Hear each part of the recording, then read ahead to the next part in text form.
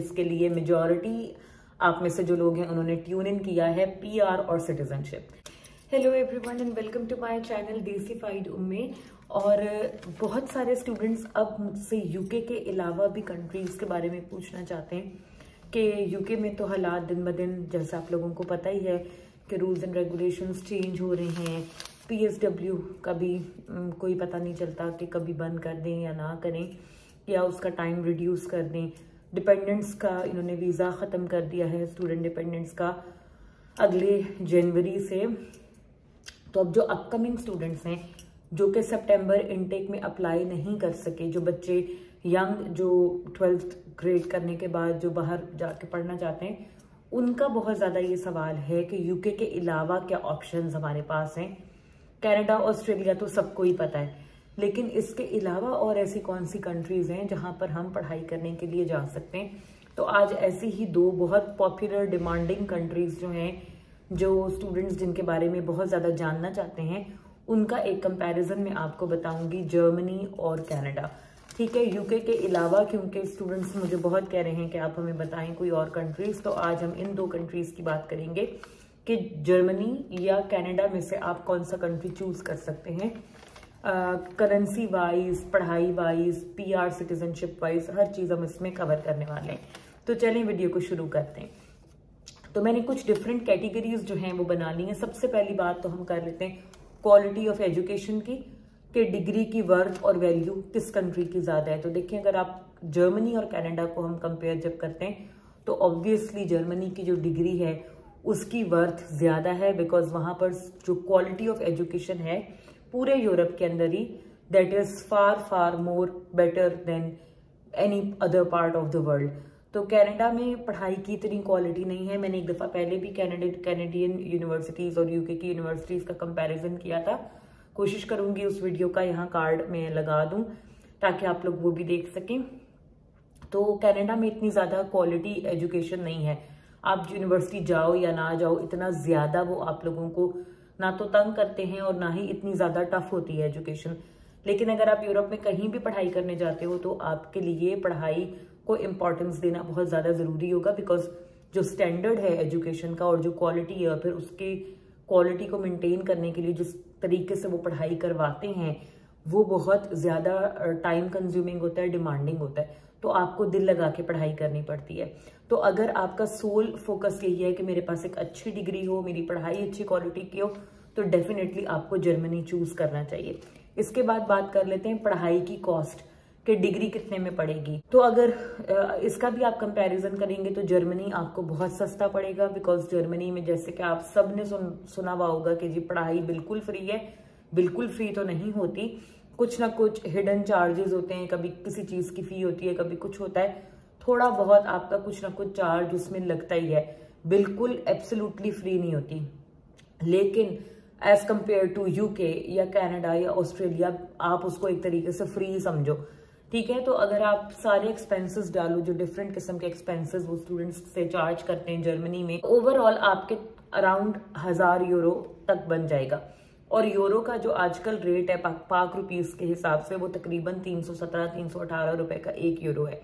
ठीक है, तो जबकि अगर आप यही डिग्री करने जाते हो, एक मास्टर्स आप करते हो कनाडा से, तो आपका कैनेडियन किसी भी यूनिवर्सिटी से जो मास्टर्स है वो तकरीबन 30,000 से 40,000 डॉलर्स, कैनेडियन डॉलर्स आपको फीस और हर चीज़ के अरेंज करने होंगे। और इसका भी कन्वर्जन रेट आप निकाल सकते हो, तकरीबन 217-218 रुपए का कैनेडियन डॉलर हो गया है। पाक रुपीज से मैं कन्वर्जन रेट बता रही हूँ। ठीक है, तो ऑब्वियसली बहुत ज़्यादा एक्सपेंसिव पड़ता है आपको यूके या कनाडा या ऑस्ट्रेलिया से पढ़ाई करना। तीसरी सबसे इंपॉर्टेंट चीज़ जो स्टूडेंट्स का सबसे ज़्यादा सवाल होता है कि स्टडी वीज़ा जल्दी से और आसानी से कहाँ का मिल जाएगा। तो अगेन जर्मनी का स्टडी वीज़ा आपको बहुत जल्दी और आसानी से मिल जाएगा, उनका रिजेक्शन रेट बहुत थोड़ा है। और कंपेयर करें अगर आप यूके या कनाडा से, तो बहुत कम लोग कंपैरेटिवली अप्लाई करते हैं स्टडी वीज़ा जर्मनी का। तो इसलिए वहाँ पर वीज़ा आसानी से और जल्दी लग जाता है।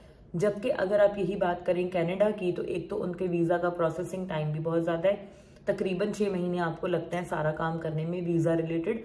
और उसके बाद भी उनका जो रिजेक्शन रेट है वो बहुत ज़्यादा हाई है। कनाडा का रिजेक्शन रेट जो है, स्टडी वीज़ा का रिजेक्शन रेट वो यूके से भी ज्यादा है। यूके का तो उसके मुकाबले में कुछ भी नहीं है, हालांकि यहाँ पर इतना स्टूडेंट आता है फिर भी मैक्सिमम को 90% को वीजा मिल जाते हैं।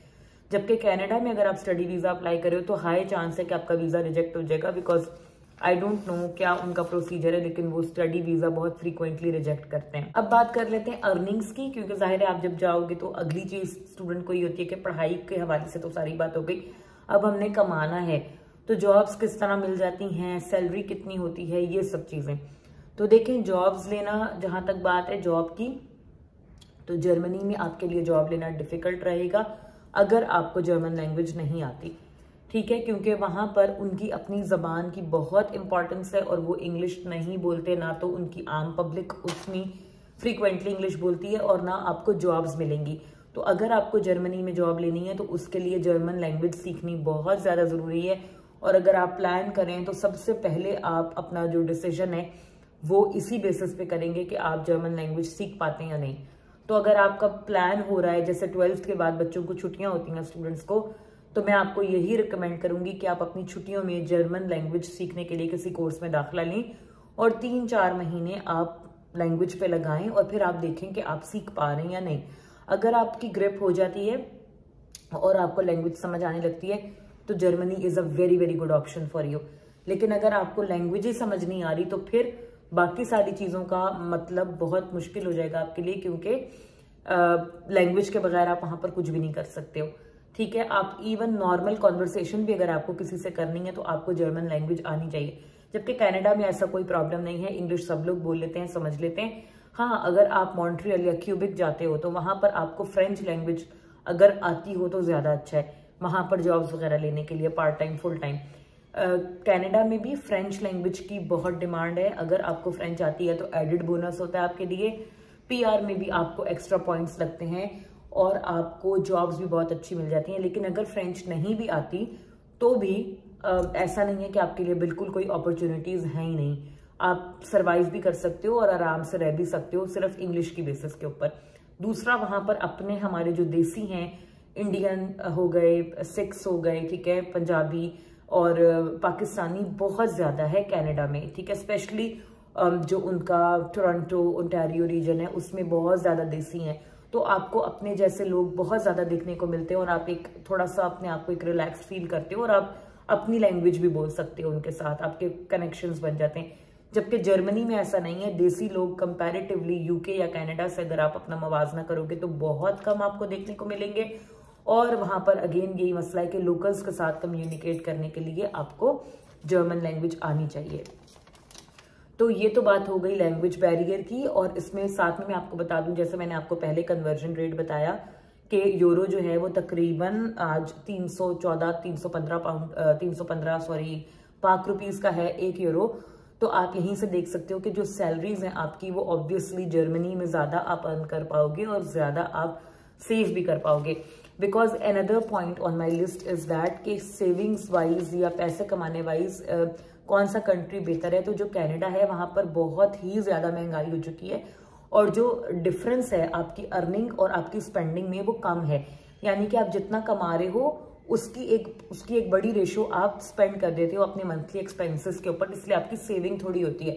लेकिन जर्मनी में ऑल्दो ओवरऑल सैलरीज कंपैरेटिवली कम है, यानी कि अगर कनाडा में एक बंदा फॉर एग्जाम्पल $4,000 कमा रहा है तो उसकी स्पेंडिंग होगी एनीवेयर बिटवीन 2,500-3,000 या $3,500, तो उसकी सेविंग उतनी थोड़ी है। जबकि जर्मनी में अगर आप फॉर एग्जाम्पल लेट से एक आपको जॉब मिल जाती है, आप 1200-1300 यूरो भी कमा रहे हो तो आपकी स्पेंडिंग कम होगी 500-600 यूरो, तो आप ज्यादा सेव कर पाओगे। और उसको जब आप कन्वर्ट करते हो तो वो कन्वर्जन रेट ज्यादा होने की वजह से आपके ज्यादा पैसे बनते हैं। आई होप आपको मेरा पॉइंट समझ आ गया होगा। बाकी अगर कोई भी लोग जो जर्मनी या कनाडा से मेरी वीडियो देख रहे हैं तो वो प्लीज कमेंट्स में जरूर दूसरे अपने जो स्टूडेंट्स हैं, जो आने वाले लोग हैं स्टूडेंट्स या जो भी कोई इंटरेस्टेड है इस कंट्री में जाने के लिए, उन्हें बेहतर आइडिया मिल सके तो आप लोग प्लीज बताएं कि वहां पर एक एवरेज सैलरी कितनी है और स्पेंडिंग कितनी हो जाती है आप लोगों की, ताकि एक बेहतर आइडिया मिल सके इंक्लूडिंग मी, क्योंकि मुझे भी इस चीज का इतना कोई आइडिया नहीं है। लैंग्वेज की बात की थी मैंने, जर्मन लैंग्वेज की, तो जर्मन लैंग्वेज के डिफरेंट लेवल्स होते हैं, A1, A2, B1, B2 and then बहुत अच्छी जिनकी जर्मन होती है, यानी कि जो नेटिव्स की तरह बोल सकते हैं, वो होता है C1, C2। लेकिन वहां पर पढ़ाई करने के लिए और जॉब्स लेने के लिए एटलीस्ट आपको B1 लेवल तक जर्मन आनी चाहिए। ये मैं उन तमाम स्टूडेंट्स के लिए या यंग जो बच्चे बच्चियां मुझे देख रहे हैं उनके लिए बता रही हूँ कि अगर आप इंटरेस्टेड हैं जबान सीखने में तो आपको एटलीस्ट B1 लेवल तक की जर्मन आनी चाहिए to go there and survive. अब बात कर लेते हैं जॉब अपॉर्चुनिटीज की कि किस किस्म की जॉब्स अवेलेबल हैं और कितनी। तो जर्मनी में जॉब अपॉर्चुनिटीज बहुत ज्यादा हैं, बट जैसे पहले कहा कि लैंग्वेज आती होगी तभी आपको जॉब अच्छी मिल पाएगी।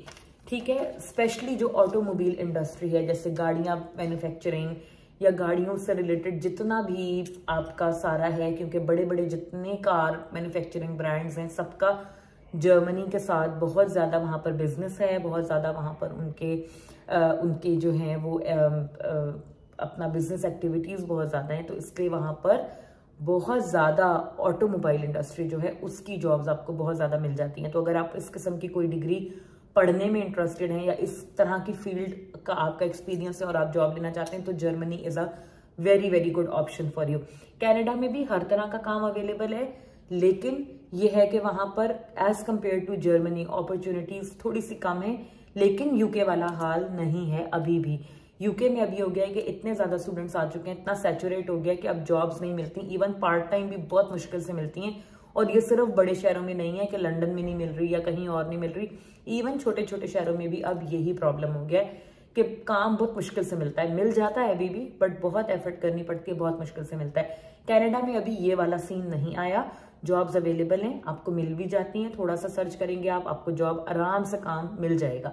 फ्रेंच आती हो बहुत अच्छी सैलरी और अच्छी जॉब मिल जाएगी, ना आती हो तब भी अच्छी सैलरी और अच्छी जॉब आपको मिल जाती है, थोड़ी सी एफर्ट करनी पड़ती है। अब बात कर लेते हैं कि रहने के हवाले से कौन सी जगह ज्यादा अच्छी है, लिवेबल है, वेदर, क्लाइमेट, सिक्योरिटी, हर चीज इसमें कवर हो जाएगी। तो obviously Germany as compared to Canada better option है, क्योंकि वो तमाम लोग जिनको एक्सट्रीम वेदर्स से प्रॉब्लम होता है उनके लिए कनाडा शायद इतना अच्छा ऑप्शन ना हो, क्योंकि वहां पर सर्दी भी एक्सट्रीम पड़ती है और गर्मी भी एक्सट्रीम पे जाती है।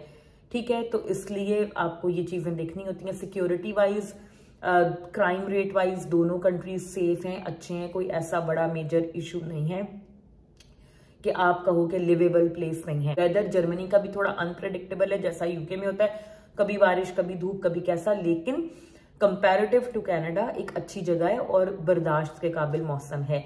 बाकी जैसा आपको पता ही है कि कनाडा की फ्लाइट इंडिया पाकिस्तान से तकरीबन 14-15 घंटे की हो जाती है डायरेक्ट फ्लाइट, और जर्मनी जो है वो इतना दूर नहीं है, 7-8 घंटे में आप जर्मनी पहुंच जाते हो।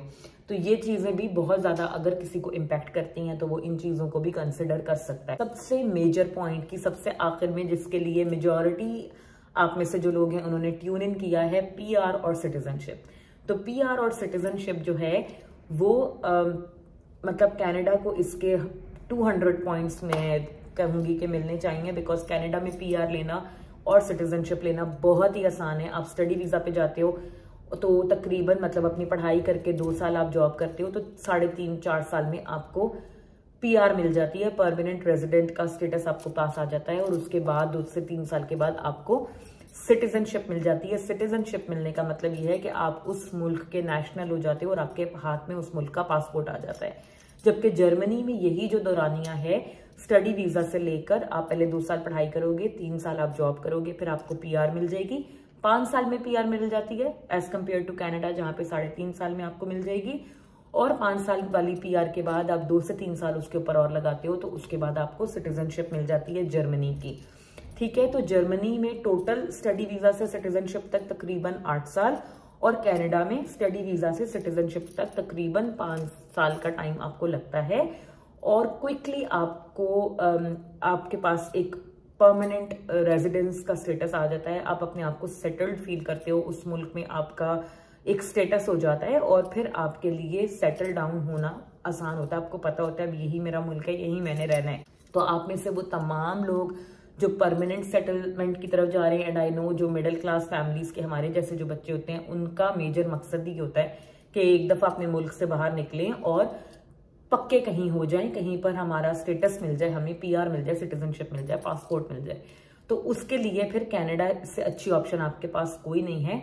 जर्मनी भी अच्छी है, but it again totally depends on your own choice कि आप अपने साथ क्या करना चाहते हैं। आप क्या डिसीजन करना चाहते हैं। अगर आप और कंट्रीज के बारे में जानना चाह रहे हो तो ये एक वीडियो आज मैंने एक बनाई है जर्मनी कनाडा से मुतालिक। अगर आपको वीडियो ये पसंद आई हो और आप और भी कंट्रीज के बारे में जानना चाहते हो कि वहां पर स्टडी वीजा का प्रोसेस कैसा है, जैसे फिनलैंड के बारे में आजकल बहुत ज्यादा स्टूडेंट्स मुझसे पूछते हैं, ऑस्ट्रेलिया भी एक अच्छी ऑप्शन है, ऑस्ट्रिया है, ठीक है। तो अगर आप ऐसे और भी कंट्रीज का कंपैरिजन देखना चाहते हैं तो आपने मुझे कमेंट्स में जरूर बताना है। आई विल ट्राई कि मैं सब कंट्रीज के बारे में आपको बताऊं, क्योंकि आई नो स्टूडेंट्स अब आजकल और ऑप्शंस भी देखना चाहते हैं, और अच्छी बात है कि आपको और ऑप्शंस देखनी भी चाहिए, बिकॉज आपकी पूरी लाइफ का मामला है तो सोच समझ के डिसाइड करना चाहिए। आई होप वीडियो पसंद आई होगी। अगर अच्छी लगी हो तो do like, subscribe and share this with all of your young cousins, young friends जो कि कॉलेज से अभी पास आउट हुए हैं और फ्यूचर में कहीं बाहर जाने का सोच रहे हैं। तो do share this video with all of them and I will see you guys very soon in another video. Bye bye.